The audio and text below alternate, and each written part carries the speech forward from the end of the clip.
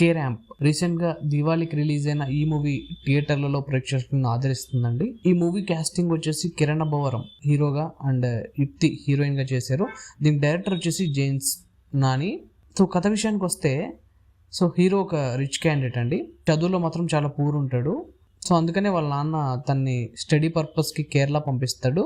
So Kerala వెళ్ళిన తర్వాత హీరోకి హీరోయిన్ పరిచయం అవుద్ది. సో పరిచయం అయిన తర్వాత హీరో హీరోయిన్ లవ్ చేస్తారు. లవ్ ట్రాక్ ఉంటుంది కాలేజ్లో. ప్రేమించిన తర్వాత అక్కడ కాన్ఫ్లిక్ట్ వచ్చేసి హీరోయిన్కి ఒక డిసీజ్ ఉంటుందండి. సో డిసీజ్ ఏంటంటే ఎవరైనా ప్రామిస్ చేసి బ్రేక్ చేస్తే తను చాలా హర్ట్ అయిపోద్ది, లేదంటే తను కిల్ చేసుకుంటుంది. సో అలానే ఎవరైనా టైంకి రాకపోయినా టైంకి సో మాట ఇచ్చి సో ఈ టైంకి వస్తానని చెప్పి రాకపోయినా కూడా తను చాలా హర్ట్ అయిపోద్ది.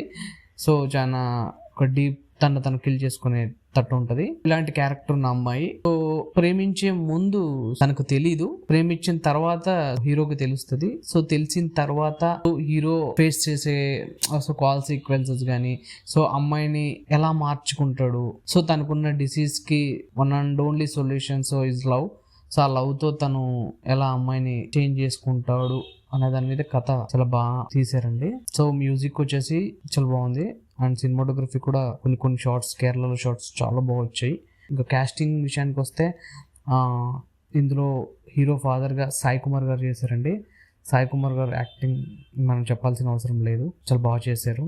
సో అందుకని ఇంకో హీరో మావయ్య క్యారెక్టర్ వచ్చేసి నరేష్ గారు చేశారండి.